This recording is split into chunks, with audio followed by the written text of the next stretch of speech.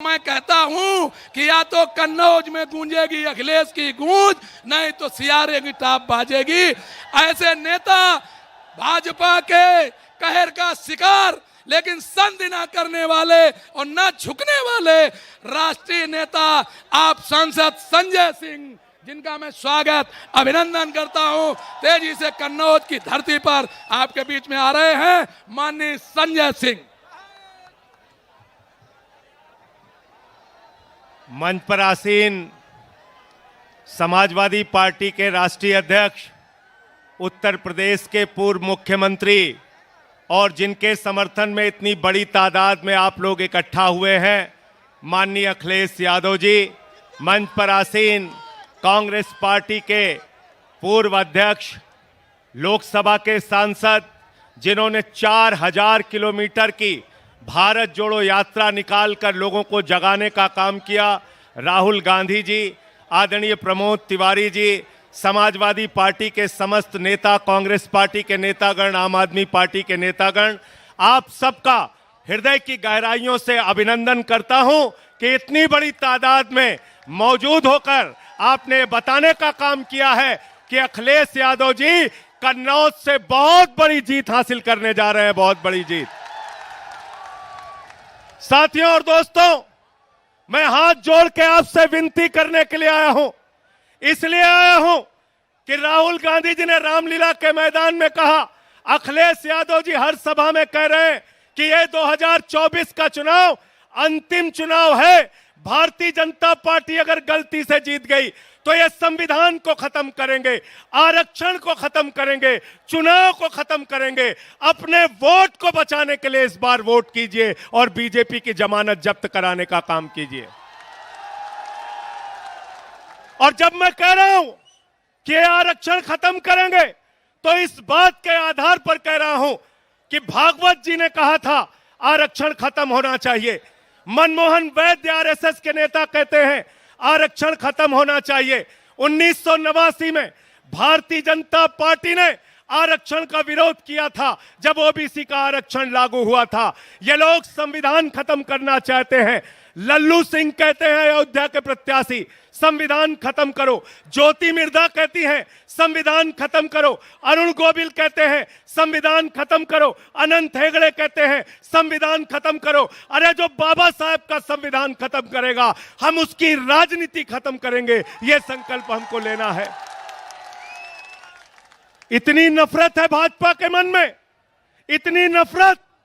5 साल तक मुख्यमंत्री रहे अखिलेश यादव जी, 5 साल तक। और जब अपना घर खाली किया तो भाजपा के लोगों ने गंगा जल से वो घर धुलने का काम किया। इतनी नफरत। अभी कुछ दिन पहले कन्नौज के अंदर अखिलेश यादव जी एक मंदिर में चले गए, उस मंदिर को गंगा जल से धुलने का काम किया। इतना अपमान करते हो आप, इतनी बेइज्जती करते हो आप, इतनी घृणा है आपके मन में पिछड़ों के प्रति, दलितों के प्रति। मैं आप लोगों से निवेदन करने के आया हूं, जो अखिलेश यादव का अपमान हुआ, अपने वोट की ताकत से उसका बदला ले लेना। तैयार हो सब लोग? तैयार हो ना? तैयार हो? मंदिर का शिलान्यास होता है, दलित समाज से आने वाले राष्ट्रपति रामनाथ कोविंद जी को नहीं बुलाते। मंदिर का उद्घाटन होता है, आदिवासी समाज की राष्ट्रपति द्रौपदी मुर्मू जी को नहीं बुलाते। अपमान करते हो आप दलितों का, पिछड़ों का, आदिवासियों का। इसीलिए अखिलेश यादव जी ने आह्वान किया है, पीडीए मिलकर इस बार भारतीय जनता पार्टी की जमानत जब्त कराने का काम करेंगे। तैयार हो ना सब लोग? मोदी जी क्या कर रहे हैं? कह रहे हैं 400 पार, 400 पार, 400 पार। हमने कहा इन चक्करों में मत पड़ना, ये मोदी जी का जुमला है। गए थे बंगाल में, बोले 200 पार, 200 पार, 200 पार, आई 73 सीट। गए झारखंड में, बोले 65 पार, 65 पार, 65 पार, आई 23 सीट।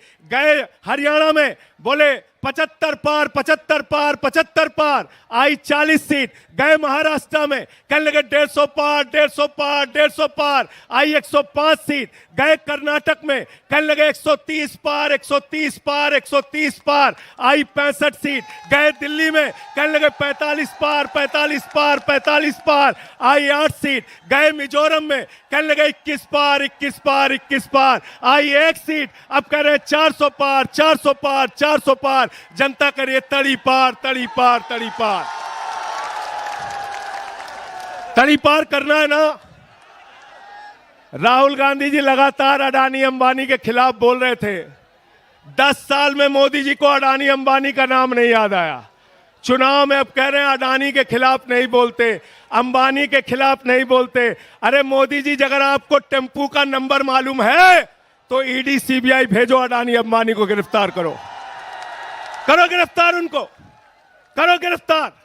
इसलिए इस जुमले में नहीं फंसना है। अंतिम बात कह के मैं अपनी बात को खत्म करूंगा। साथियों और दोस्तों, अखिलेश यादव जी ने उत्तर प्रदेश के विकास के जो काम किए उसके फीते आज तक काटे जा रहे हैं, उसके फीते आज तक काटे जा रहे हैं।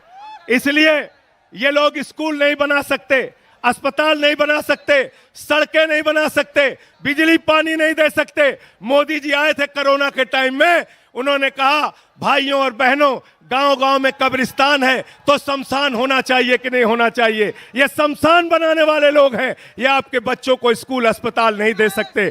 हमारे मुखिया अरविंद केजरीवाल को जेल में डाल दिया, मनीष सिसोदिया को जेल में डाल दिया, सत्येंद्र जैन को जेल में डाल दिया। मुझे 6 महीने जेल में रखा। 6 महीने नहीं, पूरी जिंदगी जेल में रखोगे तब भी तुमसे लड़ेंगे और जीतेंगे। जय हिंद, इंकलाब जिंदाबाद, समाजवाद जिंदाबाद।